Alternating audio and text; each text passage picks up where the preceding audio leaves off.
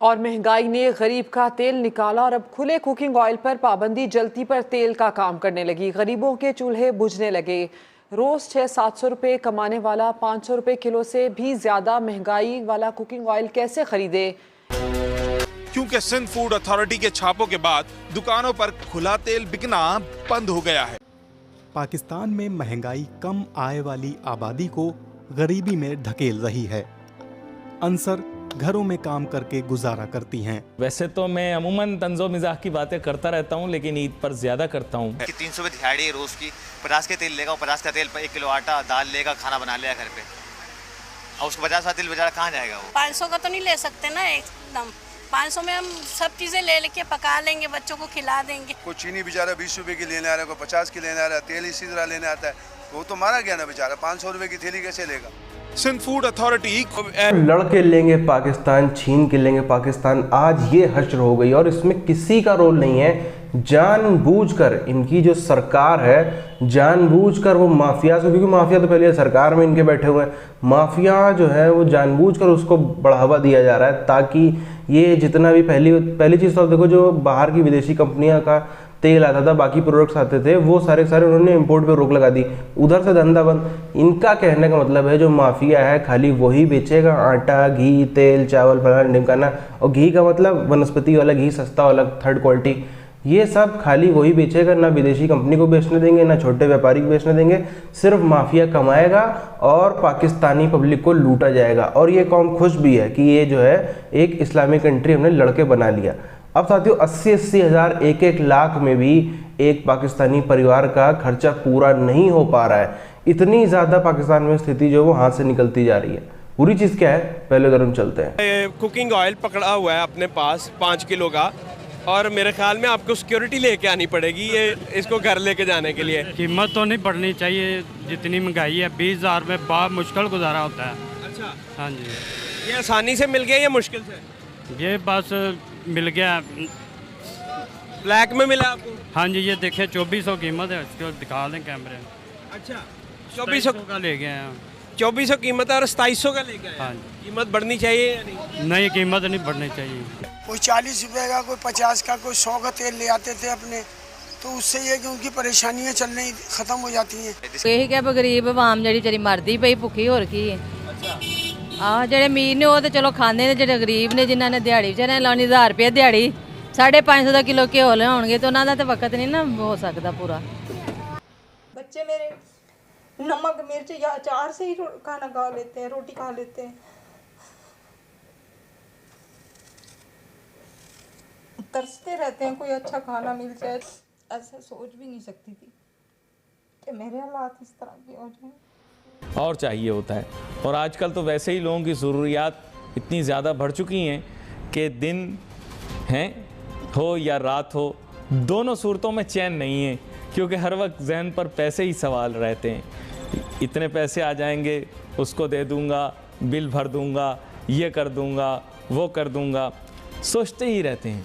फिर IMF के साथ मुआहदे के बारे में इबहाम, कर्ज की अगली किस्त हासिल करने में ताख़ीर और कम होते ज़र मुबादला के ज़खायर, ये वो वजूहात हैं जिनके बायस पाकिस्तानी रुपए की कदर अमरीकी डॉलर के मुकाबले में मुसलसल गिर रही है। आज जुमेरात को अमरीकी डॉलर का इंटर बैंक रेट 207 रुपये से तजावज़ कर गया, जबकि ओपन मार्केट में आज डॉलर 208 रुपये से ज़्यादा था। मुआशी माहिरीन कहते हैं कि स्टेट बैंक के पास गैर मुल्की ज़र मुबादला के ज़खायर कम होकर 9.2 अरब डॉलर पर पहुँच गए हैं।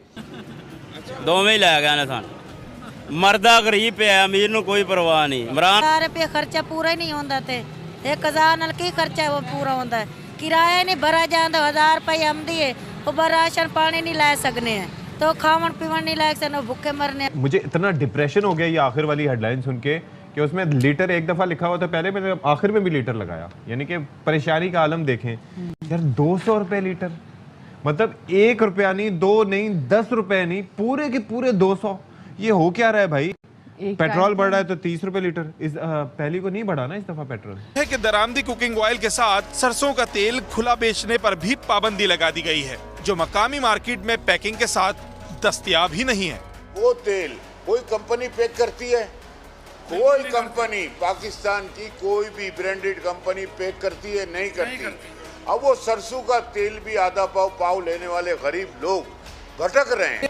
सिंध फूड अथॉरिटी के छापों के दौरान दुकानें, गोदाम सील की जा रही हैं और बड़े पैमाने पर इस खुले तेल को जाया भी किया जा रहा है, जिसके लिए लोग मारे मारे फिर रहे हैं। वहीं कोविड महामारी और यूक्रेन युद्ध की वजह से उपजे आर्थिक संकट ने पाकिस्तान में महंगाई बढ़ा दी है।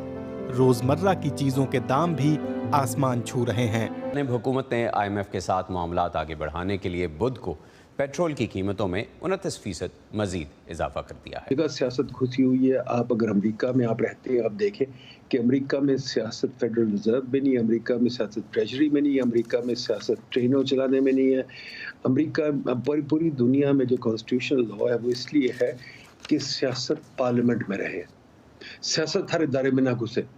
हमने हर इदारे में सियासत घुसा दी है और हमारे सियासी मैच्योरिटी नहीं आई अभी हम के आराम से पार्लियामेंट में बैठ के बात करें। चीज़ें भाई जो ज़रूरी चीज़ें लोगों ने घरों में खाना पकाना है, मैं देसी घी की बात नहीं करी, मैं आम कुकिंग ऑयल के वाले से बात कर रही हूँ जो कि आपको यूटिलिटी स्टोर्स पे मिलते हैं। मैं आम कुकिंग ऑयल के वाले से बात करी जो आपको यूटिलिटी स्टोर्स पे दस्तयाब होते हैं। अब इनमें अगर हम देख रहे हैं कि तकरीबन 250-200 का इजाफा कर दिया गया है तो लोगों के लिए कितना मुश्किल होगा। आप खुद सोचें, एक बंदा जो कि कहा गया जी कम से कम जो मिनिमम वेज होनी चाहिए वो कितनी चाहिए, 22 से 25 जी, ठीक है। वो भी अगर वो खुशकिस्मती उनकी और उनको मिल रही हो तो उस पे क्या आप 5,000 रुपए में आप यूटिलिटी स्टोर से जाके घर का राशन खरीद सकते हैं? दिन में चंद 100 रुपए की दिहाड़ी लगाने वाले गरीब के पास पूरा 1 किलो पैक कुकिंग ऑयल खरीदने के पैसे कहां से आएंगे?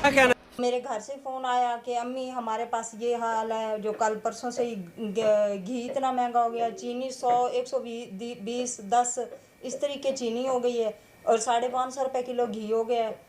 आटा है 10 किलो वाला, वो भी इतना महंगा पहले नहीं होता था लेकिन अब बहुत हो गया है। हमारे घर के हालात पहले चावल ज़रा अच्छे बना लेते थे, अब तो हम बासमती जो टोटा है वो भी 150 रुपए वो भी मिल रहा है। ये चीज़ें, बिजली के निज़ाम में सियासत की ज़रूरत नहीं है, रेलवे के निज़ाम में सियासत की ज़रूरत नहीं है, टैक्स के निज़ाम में सियासत की ज़रूरत नहीं है। हमने हर चीज़ में सियासत डाल दी है। ये जो कहते हैं चार्टर ऑफ इकोनॉमी, मैं नहीं मानता। मैं कहता हूँ हमें सियासत को कम करना है, बढ़ाना नहीं है।